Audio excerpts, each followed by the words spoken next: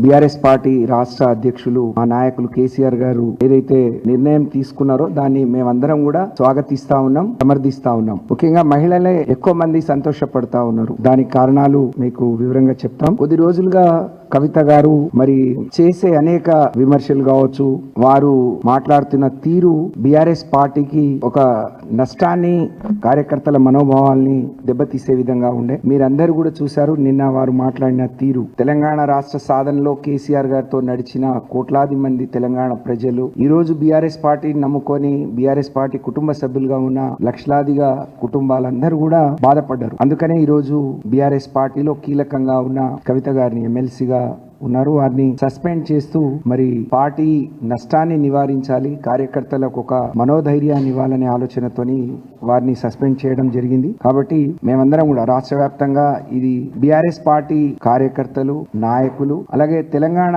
ప్రజానికం, కేసీఆర్ గారిని అభిమానించే ప్రజానికం, బీఆర్ఎస్ పార్టీని అభిమానించే ప్రజల పక్షాన మేమందరం కూడా దీన్ని స్వాగతిస్తా ఉన్నాం.